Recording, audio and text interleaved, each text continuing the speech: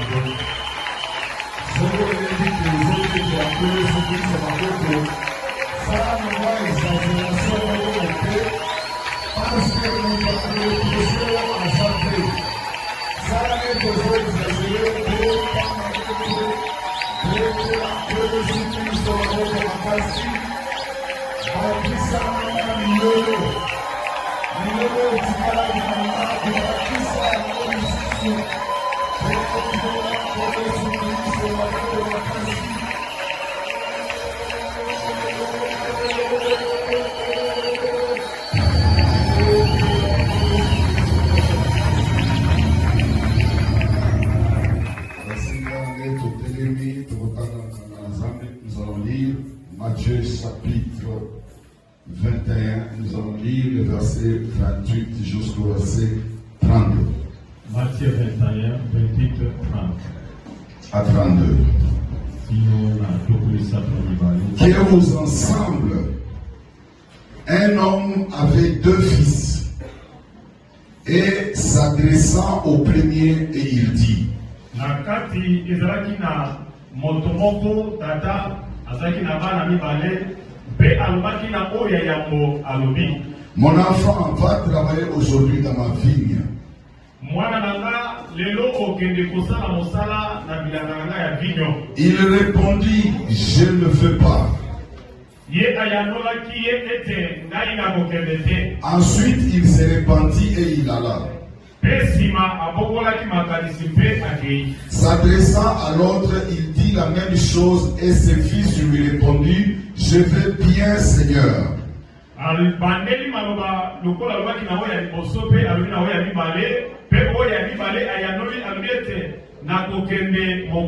Et il n'alla pas. Lequel de deux a fait la volonté du Père?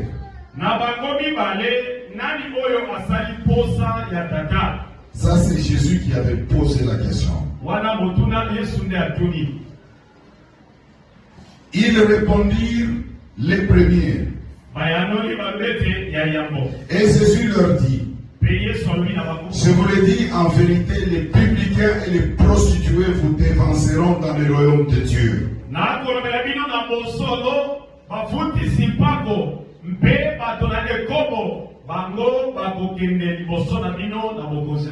Car Jean est venu à vous dans la voie de la justice et vous n'avez pas cru en lui.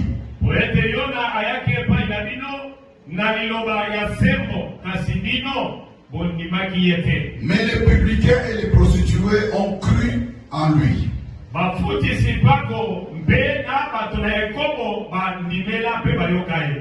Et vous qui avez vu cela, vous ne vous êtes pas ensuite repentis pour croire en lui.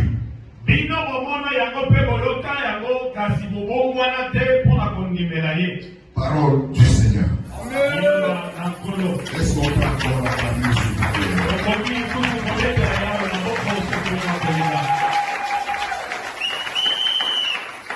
Bien-aimés, vous allez un peu m'excuser à cause de la voix. Hier, tellement qu'on a beaucoup crié avec les jeunes, ma voix est un peu rock, alors je vais parler comme ça.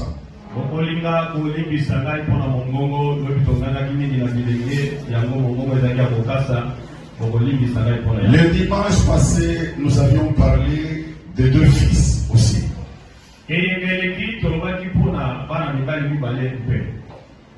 Nous avions beaucoup plus développé la partie du fils prodigue. C'était aussi une parabole. Nous avions vu que l'enfant prodigue avait dissipé tout ce qu'il avait parce qu'il dirigeait seul sa vie et après il est retourné à son père qu'il avait acquéri sans problème. tokendaki komona ete mwana mobungi akendeki abebisaki biloko nyonso ozalaki na yango mpe nsima abongolaki makanisi azongi epai na tata ayambaki ye na kotangela libunga te. Aujourd'hui, nous allons parler aussi de la parabole de deux fils. lelo tokolobela mpe lisese ya bana mibali mibale. Alléluia. Amen. Nous parlons de la parabole de deux fils. Tokolobela mpe lisese ya bana mibali mibale. Ici, c'est l'histoire d'un père qui avait deux fils et il a voulu les envoyer dans son champ de vignes. Awe ezali solo ya tata moko azalaki na bana na ye mibali mibale mpe alingaki kotinda bango na bilanga na ye ya vigno. La parole de Dieu nous dit, il est allé voir le premier fils, il lui a dit, mon fils, va travailler dans mon champ de vignes. Et celui-ci avait d'abord refusé. Liloba elobi ete akendeki epai na mwana na ye liboso alobaki na ye kende kosala mosala na bilanga na ya vigno mpe mwana liboso apoyaki. Puis il a eu des remords, il s'est repenti et il est allé travailler dans les champs de vignes. Mpe nsima bokolaki makanisi akendeki kosala mosala na bilanga ya vigno. C'est-à-dire il a exécuté la volonté de son père. Elingi koloba akokisi posa ya tata na ye. Ici, le Seigneur l'a comparé avec les collecteurs des impôts et les prostituées. Awa nkolo ake kokanisa bango na bafutisi pako mpe na bato ya ekobo.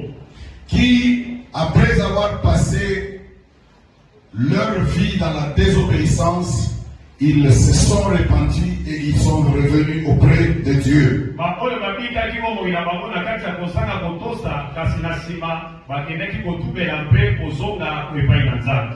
Bien-aimé, l'obéissance véritable réside dans les actions. Molingani botosi ya solo ezali kofanda na kati na misala Et dans la conversion sincère. mpe na kobongola ya motema ya solo Plutôt que dans les simples promesses. na kati ezali te na kati ya bilaka ya moke moke. Le second fils, lui, avait accepté. Mwana ya mibale ye andimaki. Il n'a même pas hésité. Ye atelemelaki yango te. Son père l'a envoyé dans les champs Tata na ye atindaki ye na bilanga pour aller travailler. moloke kosala mosala. Il a dit oui Alobi iyo immédiatement. na kaka na ntango Il oyo n'a même pas discuté. ye atelemeli ata maloba Mais la moko. parole de Dieu nous dit Kasi loba na Nzambe qu'il n'était pas parti travailler dans les champs. akendaki te kosala mosala na bilanga. Il n'était pas parti. Akendeki Donc te. il a accepté seulement qu'il devait aller travailler dans les champs. Andimi kaka talisi posa ya kokende kosala mosala na Et je bilanga. pense que pendant ce temps-là, son père était content parce qu'il a dit, le premier fils avait refusé, mais celui-ci a accepté. Na basi ntango wana tata na ye asepelaki alobi ete mwana liboso aboyaki kasi ya mibale yo andimi.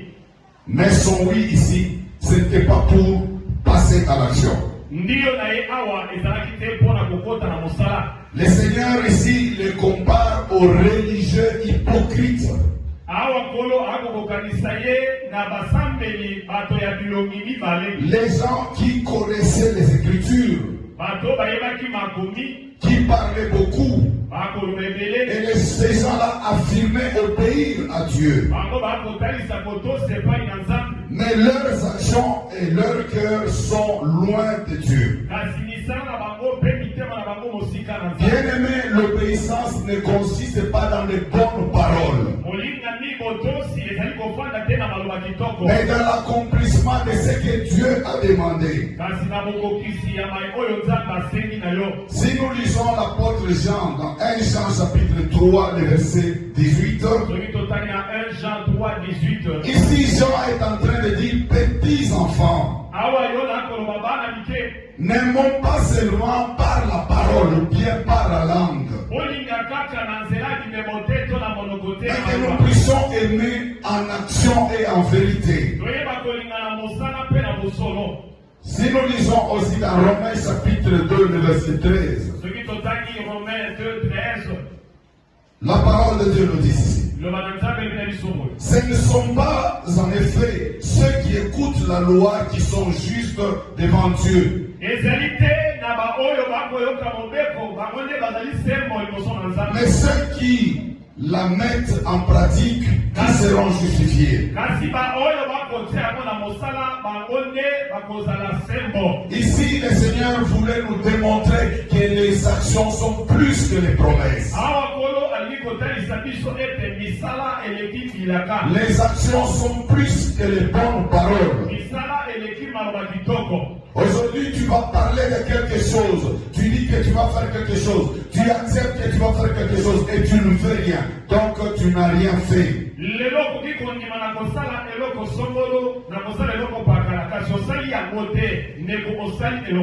Il y a de ceux-là qui prétendent servir Dieu. Mais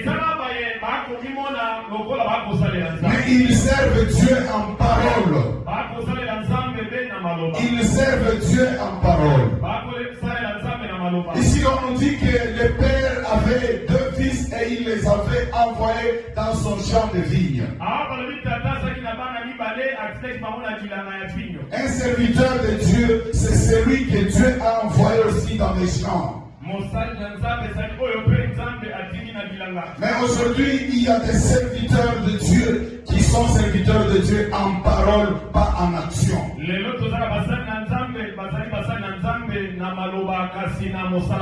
Alléluia. Amen. Alléluia. Amen. Toi, tu es de quel côté? Tu es de quel côté, bien-aimé? Du côté de l'obéissance, tu exécutes, ou bien du côté de l'obéissance et tu n'exécutes pas?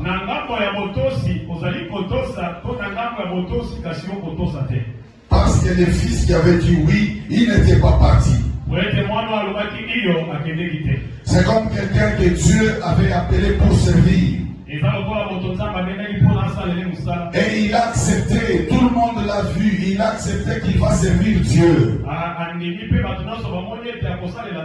Et des fois, on les trouve au milieu de ceux-là qui servent Dieu, on l'appelle aussi serviteur de Dieu. Il accepte cela, bien-aimé, mais il ne passe pas à l'action. Il ne passe pas à l'action. Alléluia. Souvent les gens disent Elanga esali monene basali moke. Elanga ona esali langani. Dieu nous a tous envoyés dans son champ. Dieu nous a demandé tous d'aller évangéliser. Alléluia. Tu peux te dire que tu es serviteur de Dieu,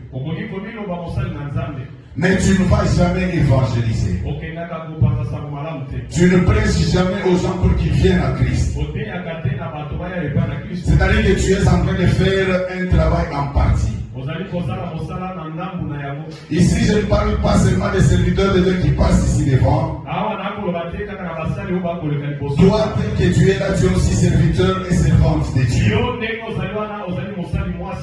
Parce que Dieu t'a envoyé aussi dans son champ. Mais il y a beaucoup de gens qui ont démissionné. Il y a beaucoup de gens qui ont démissionné. Il y a des gens qui ont pris des engagements au devant de Dieu. Des gens qui sont allés même jusqu'au saut du baptême. Peut-être au début, ils ont commencé à travailler pour Dieu. Et à un certain moment, ils sont abandonnés. Alléluia. C'est comme le deuxième fils qui avait accepté d'aller travailler dans les champs. Mais il n'était pas parti. Il n'était pas parti. Faire l'intercession, c'est bien. Prêcher tel que nous sommes en train de prêcher ici, c'est bien. Mais est-ce que tu vas aussi évangéliser? C'est-à-dire aller appeler les gens à Christ. Ici, je peux trouver les gens, c'est dans une église, je me mets là-bas, je commence à prêcher. Mais est-ce que je pars aussi évangéliser, aller parler aux gens de Christ, les gens qui ne connaissent pas Dieu? Alléluia. On peut venir à l'église tous les jours, c'est bien. On peut chanter, on peut écouter la parole de Dieu, c'est rien. Mais il faut savoir que Dieu nous a envoyés tous dans son champ. Beaucoup de gens ont dit oui. Parce qu'ils sont venus à Christ. Quelqu'un ne peut pas venir à Christ sans pour autant dire oui. Celui qui vient à Christ, nous considérons qu'il a dit oui à Dieu. Mais est-ce que tu passes à l'action, bien-aimé? Est-ce que tu passes à l'action, bien-aimé? Matthieu chapitre 15, nous allons lire le verset 7 et le verset 8. Matthieu chapitre 15, nous allons lire le verset 7 et le verset 8. Matthieu 15, 7, 8. La parole de Dieu nous dit ceci. Hypocrite, Esaïe a bien prophétisé sur vous. Quand il a dit, ce peuple m'honore de lèvres, mais son cœur est éloigné de moi. Son cœur est éloigné de moi. Aujourd'hui, nous trouvons aussi à l'église beaucoup de gens avec ce comportement. Les gens qui honorent Dieu des lèvres. Qui honorent Dieu des lèvres. Mais leur cœur est éloigné de Dieu. Leur cœur est loin de Dieu. Il y a des gens qui prennent même des engagements avec Dieu. Ils prennent des engagements avec Dieu. Ils te disent oui, mais ils n'honorent pas. Cela démontre la désobéissance auprès de notre Dieu. C'est-à-dire que parce que nous n'avons pas fait ce que nous avons dit à Dieu, c'est-à-dire que nous avons désobéi à Dieu. Vous connaissez peut-être l'histoire de Jephthé. Je crois que c'est dans Juge, peut-être chapitre 11, on va vérifier. Vous connaissez l'histoire de Jephthé.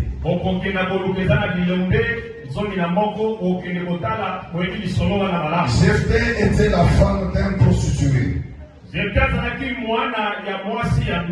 Il était la femme d'un prostitué.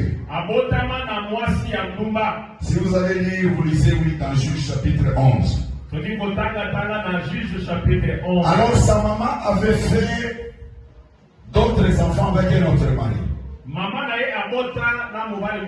Et après, les enfants là, ils ont chassé Jephthé.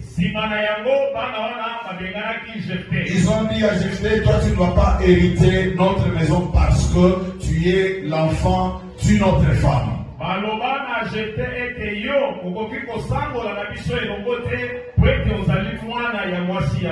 Jephthé était parti.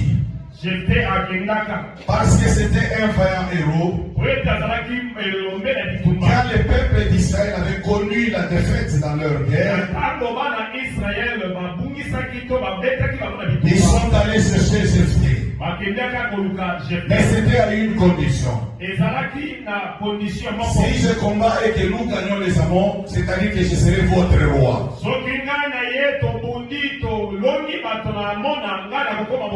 Et maintenant, Jephthé avait fait un feu à Dieu.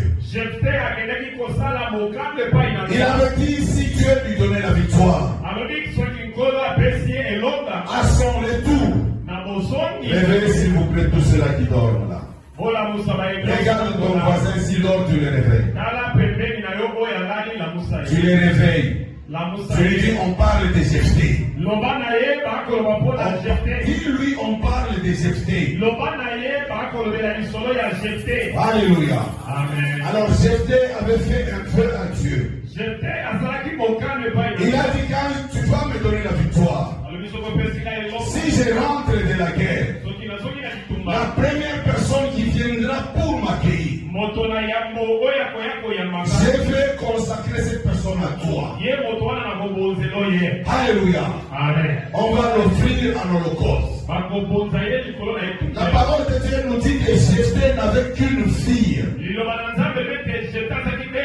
Jephthé n'avait pas d'autres enfants. ni de garçons, ni d'autres filles. J'étais avec une seule fille. Comme il avait fait les vœux à Dieu, son oui devait rester oui. Alléluia. Mais qui est venu à la rencontre de Jephthé quand il est rentré de la guerre? C'était sa fille unique. Sa fille unique. Qui est venu pour embrasser Jephthé, son père. Parce qu'il venait de la guerre là où il a eu la victoire. Jephthé, quand il a vu sa fille, la parole de Dieu nous dit qu'il a désiré ses habits. Parce qu'il s'est dit, je n'ai qu'une seule fille. J'ai dit à Dieu que je vais consacrer la personne qui viendra au devant de moi. Maintenant, je vais consacrer ma fille unique. C'était difficile. Il a désiré ses habits. Quand sa fille a vu cela, sa fille demande à Jephthé, je te dis que j'ai fait un vœu à Dieu. Sa fille lui a dit, fais ce que tu as dit à Dieu. Fais ce que tu as dit à Dieu. Mais il a demandé à son père de lui donner 2 mois. Là où elle devait aller fêter sa virginité avec ses amis. Et quand elle est revenue, Jephthé a fait comme il avait dit à Dieu. Il y a des gens aujourd'hui à l'église. Bien-aimé, tu prends des engagements avec Dieu. Tu prends des engagements avec Dieu. Mais pour honorer, ça devient un problème. Pour honorer, ça devient un problème. Moi, j'étais dans une église. C'était dans une église là où on demandait aux gens et on imposait même aux gens. On dit, toi tel que tu es là, tu vas donner $100. Toi parce que tu travailles, tu vas donner $120. Toi comme tu te débrouilles, tu vas donner $50. Et on disait comme ça aux gens. Et les gens prenaient aussi ces engagements. Mais après, quand on revenait à l'église, on trouvait que ces gens-là disparaissaient. Et ils avaient même quitté l'église. Ils avaient même quitté l'église parce qu'ils avaient fait des vœux à Dieu. Et ils ne savaient pas réaliser cela. Ils ne savaient pas réaliser cela. Bien-aimé à l'église, tu dois savoir que si tu fais un vœu, tu le fais avec Dieu. Si tu fais un vœu, tu le fais avec Dieu. Si tu dis oui, il faut répondre à ton action. Si tu dis oui, tu dois répondre à ton action. Si tu ne réponds pas à ton action, c'est-à-dire que tu désobéis à Dieu. Vous n'êtes pas sérieux dans ton engagement. L'engagement ici, ce n'est pas seulement avec Dieu. Les gens prennent aussi les engagements entre eux. Surtout les gens qui se disent nous sommes chrétiens. Les gens prennent des engagements et ils ne savent pas les honorer. Une fille qui va dire à un garçon qui va dire à une fille, je vais t'épouser. Voilà, arrangeons-nous, je vais t'épouser. Et il fait le tout pour connaître le corps de la fille. Et après, il abandonne la fille. Il abandonne la fille. Ou soit c'est la fille aussi qui a accepté cela, qui a pris un engagement pour le mariage. Après, elle a eu un autre monsieur. Elle compare, elle trouve que le premier là, il n'a rien. Et il abandonne le premier. Alléluia. Nous devons savoir que si nous prenons des engagements, nous devons les honorer. Nous devons les honorer. Nous ne pouvons pas être bons seulement dans les paroles, mais nous devons être bons dans des actions. Vaut mieux même prendre ces engagements-là, mais tu réponds par des actions. C'est encore une bonne chose. Au lieu de promettre des choses que tu ne réalises même pas, tu promets à ta femme, à la fin de ces mois, je vais t'acheter ça, je vais t'acheter ceci, parce que tu étais content ces jours-là. Arrivé à la fin du mois, arrivé à la fin du mois, tu te dis non, j'ai eu d'autres programmes. Non, Jephthé a fait sacrifier sa fille à cause d'un engagement. Toi, tu arrives à la fin du mois. Non, j'ai eu beaucoup de problèmes. Et on peut même reporter. Et des fois, on peut reporter. Et tu ne réaliseras toujours pas ça. Alléluia. Alléluia. Il y a des gens qui promettent même à leurs enfants. Même les papas chrétiens. Qui trompent des fois. Oui, parce que je ne vois pas le vocabulaire que je vais utiliser là-bas. Tu dis à ton enfant, à mon retour, tu veux t'acheter des bonbons. Je vais t'acheter une voiture. Tu fais ça pour que l'enfant puisse rester et arrête de pleurer. Et à ton retour, est-ce que tu amènes les bonbons ou les véhicules? Alléluia. Nous devons être sérieux dans nos engagements. Nous devons savoir ce que nous sommes en train de dire. Si nous le faisons avec les hommes, bien aimé qu'on puisse craindre même Dieu. Si tu abuses avec les hommes, mais n'abuse pas avec Dieu.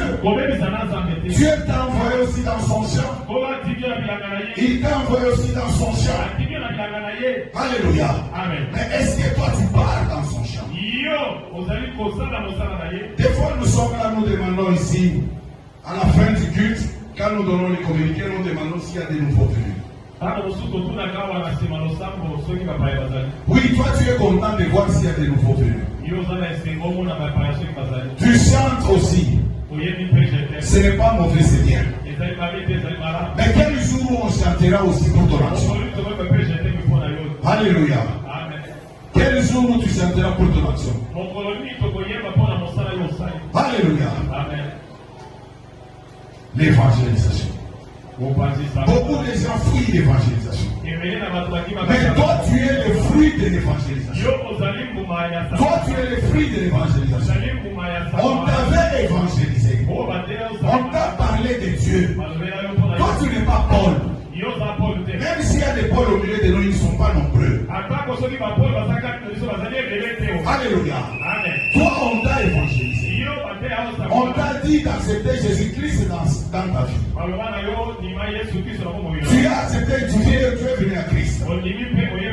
Et tu as expérimenté, tu as compris que c'est le véritable Dieu. Mais il t'envoie dans son champ. Est-ce que toi tu pars dans son champ? Est-ce que tu pars dans son champ? Alléluia. Voilà pourquoi Jésus avait comparé les premiers fils avec les prostituées et les publicains.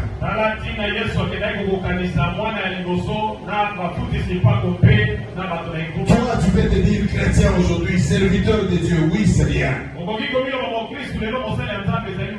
Mais c'est la fin qui va justifier toutes choses. Alléluia.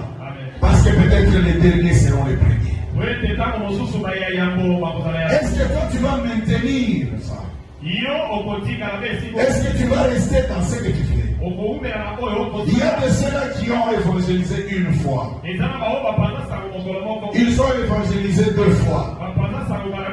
Et puis c'était fini pour eux. Non, bien aimé. Aussi longtemps que le Seigneur continue à nous accorder le souffle de vie. C'est-à-dire que tous les jours nous devons évangéliser. Tous les jours nous devons évangéliser. Toi, si tu as évangélisé 2 jours ou 1 jour et tu as arrêté, donc tu n'as rien fait.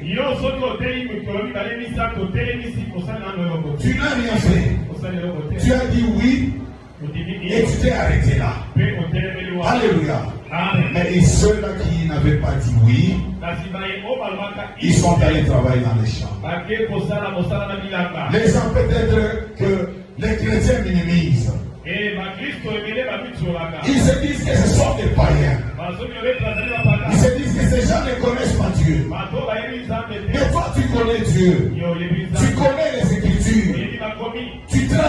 même peut-être pour Dieu pour quelque temps. Mais est-ce que tu vas dans les champs de Dieu? Est-ce que tu vas dans les champs de Dieu? Mais ces gens-là qui avaient dit non, peut-être Dieu les avait appelés. Ils avaient dit non, mais ils sont allés travailler pour Dieu. Où est-ce que tu es bien-aimé? Où est-ce que tu es bien-aimé? Matthieu chapitre 5, nous allons lire le verset 37. Matthieu chapitre 5, nous lisons le verset 37. Matthieu 5, 37. Que votre parole soit oui, oui, non, non.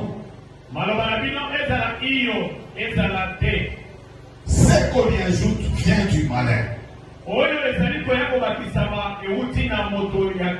Bien-aimé, il faut être une personne de parole et de confiance. Une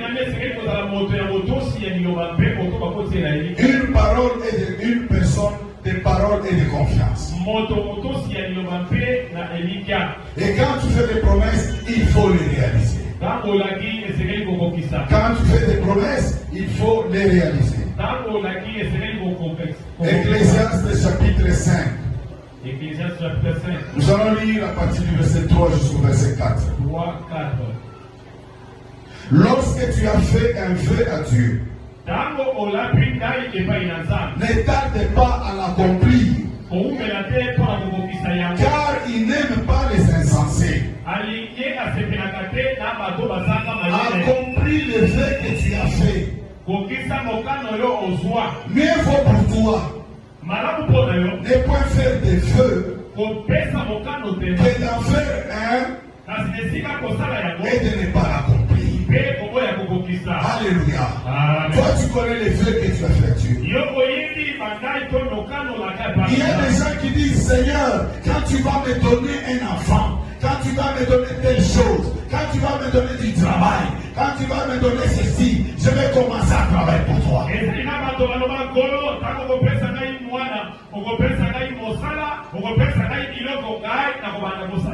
Seigneur, moi je suis en train de souffrir. Mes petites soeurs, mes amis sont déjà mariés. Moi je ne suis pas marié. Mais les jours où tu me donneras le mariage, Seigneur, je vais commencer à travailler pour toi.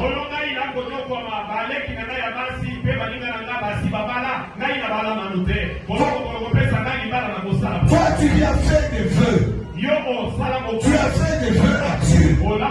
Tu as dit que je vais commencer à travailler pour toi. Il y a même des ceux-là. Vous pouvez vous retrouver dans une réunion. Une réunion des jeunes. Une réunion des intercesseurs. Alors on dit, trouvons quand même quelque chose, un jour, là où nous pouvons faire l'œuvre de Dieu. Toi tu te dis que nous devons faire ça les samedis. Nous devons faire ça les samedis. Les samedis à partir de 14h. Nous devons tous être là. Et les gens viennent à 14h. Les gens viennent à 14h. Toi-même qui as pris cette initiative. Toi-même qui as pris cette décision. Tu n'es pas là. Tu n'es pas là. Tu n'es pas là. Bien-aimé, péché, c'est désobéir à Dieu. Le péché, c'est la désobéissance à la parole de Dieu. Les gens croient que le péché, c'est seulement prendre la femme d'autrui. Les gens croient que le péché, c'est seulement aller tabasser les gens, voler l'argent d'autrui. Mais le péché, c'est dans la désobéissance. Quand toi, tu prends des engagements à l'église, il faudra les honorer. Le premier engagement, c'est quand tu es venu à Christ. C'est un engagement que tu as pris. Tu as dit oui à Dieu. Mais en étant au milieu de nous, il y a des ceux qui prennent aussi des engagements. Alléluia. Alléluia. Tu peux même dire que non. Vous avez mis par exemple le lundi. Moi je ne fais pas le lundi. Moi je vais seulement le mercredi. Tout le monde accepte le mercredi. Parce qu'on dit que non, on ne veut pas te faire du mal. Parce que quand tu travailles, tu dis que tu auras le temps seulement le mercredi. Le mercredi à 14h. Bien aimé, les gens viennent le mercredi à 14h. Toi tu n'es pas là.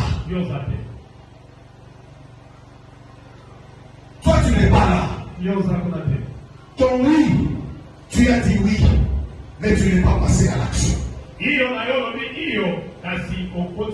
Nous les voyons beaucoup dans nos entités. Il y a des gens qui se décident comme ça.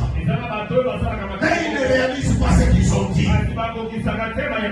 Toi, tu donnes une initiative et tu es la première personne qui détruit ça. Tu es la première personne qui décourage même les gens dans ça. Tu décourages même les gens. Parce que toi, tu as pris cette initiative. Quand on ne t'aide pas plus, les gens se retirent aussi. Tu es en train de détruire l'œuvre de Dieu sans le savoir. Parce que tu as pris un engagement et tu n'as pas réalisé ça. C'est pour ça que tu trouverais la vie de beaucoup de gens avoir beaucoup de complications. Quelqu'un qui dit, j'ai travaillé pour Dieu, je suis venu à l'église, je suis venu à Christ, ça fait des années. Moi, je n'ai toujours rien. Tu vas prier, tu vas faire la prière de combat, tu vas prier, tu vas chasser les démons. Mais écoute, je te dis, quand tu désobéis à ce que tu dis à Dieu, Dieu ne fera rien pour toi.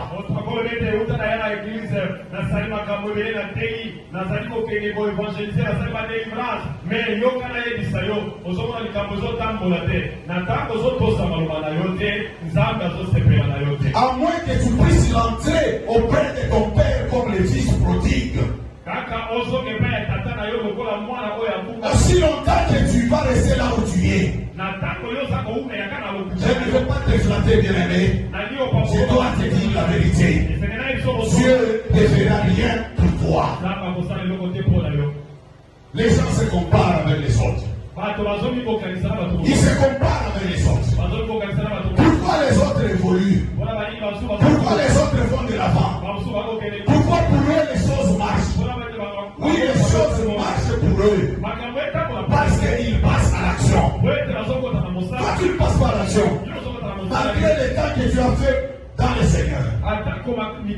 Le temps que tu as mis pour travailler pour Dieu.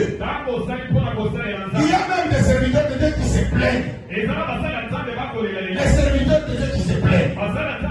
Notre vie ne marche pas. Oui. L'impudicité, vous n'êtes pas là. Les autres choses là, vous n'êtes pas là. Coup de chapeau. Mais regardez maintenant votre vie. Est-ce que vous n'avez pas pris des engagements avec Dieu que vous n'avez pas réalisés?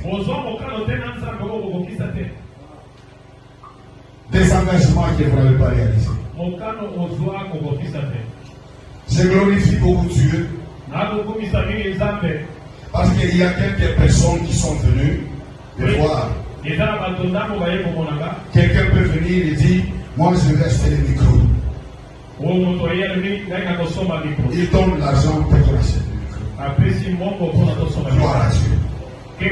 J'ai même quelqu'un, j'ai son argent, je suis sa banque. Il vient ajouter de l'argent. Il dit, il va acheter des micros, il va acheter des histoires ici. Il ajoute, à la fin de ce mois, il a ajouté 40 000 francs. Il a ajouté, je garde ça, j'ai ça là-bas. Il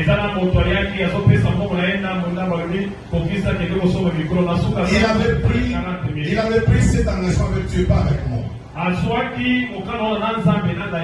Alléluia.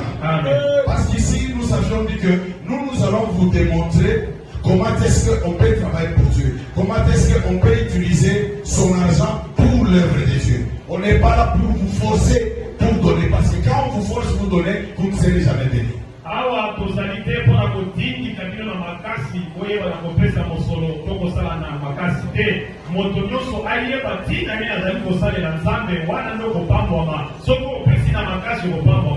Gloire à Dieu.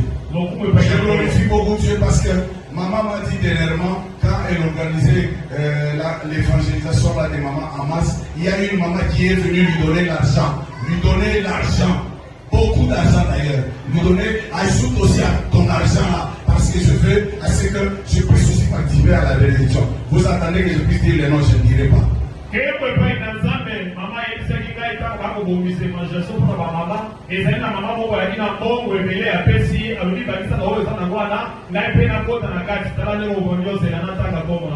Parce que cet argent, ma maman là pouvait acheter la production chez elle. Ce n'est pas deux mamans, trois mamans, c'est pas d'une maman. Mais je ne condamne pas aussi ceux-là qui n'ont pas donné. Si tu prends un engagement avec Dieu, tu dois honorer bien-aimé. Tu dois honorer bien-aimé. Tu es dans la chorale. La répétition c'est à 14 heures. Venez à 14 heures. Sinon, tu risqueras de détruire l'œuvre de Dieu.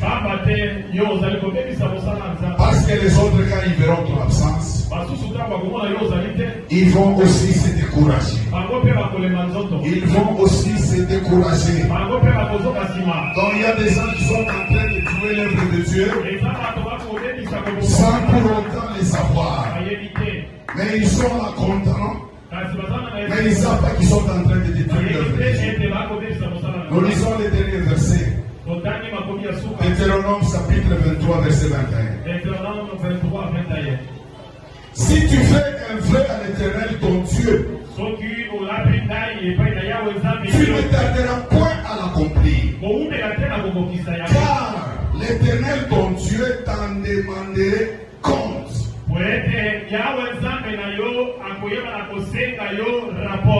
Et tu te chargeras d'un péché. C'est pas moi qui le dis. C'est la parole de Dieu. C'est la parole de Dieu. Vaut mieux ne pas prendre des engagements que de prendre des engagements et ne pas les réaliser. De prendre des engagements et ne pas les réaliser. Moi, je ferai ceci. Dans notre église ici, je vois il manque ça, je ferai ceci. Moi, je me mets en premier. Moi, je vais commencer telle action. Mais quand on regarde Dieu comme le deuxième fils, qui a dit oui et qui n'est pas parti. Qui a dit oui et qui n'est pas parti. Je peux demander ici, je dis, voilà, nous avons un problème par exemple de notre tour. Nous voulons arranger ça, peut-être ça va nous prendre $100 ou $20, je ne sais pas. Toi,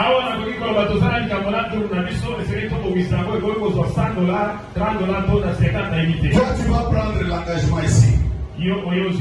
Bon, heureusement, ici on ne prend pas des engagements pour que les gens puissent te voir. Parce que dans d'autres églises, tu vas prendre l'engagement, les gens te voient que tu vas donner.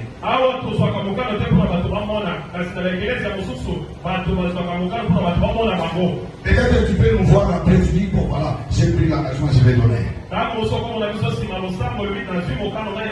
Et après, tu ne donnes pas. Tu as combien péché? Vaut mieux ne pas prendre, ne pas venir nous dire. Mais toi-même, tu viens seulement arranger ou bien tu viens avec la tu dis arranger maintenant.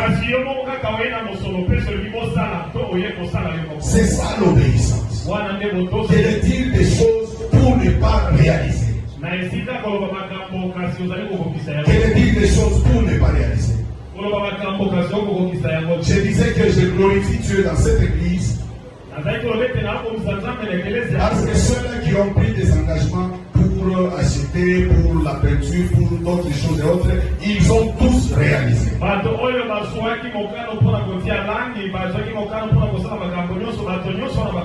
Gloire à Dieu, c'est une bonne chose. Mais si nous revenons maintenant dans l'évangélisation, l'évangélisation c'est pour tout le monde. Quand tu es venu à Christ et tu as dit Seigneur, j'accepte, je vais travailler dans ton champ. C'est ça, c'est ce que cela veut dire.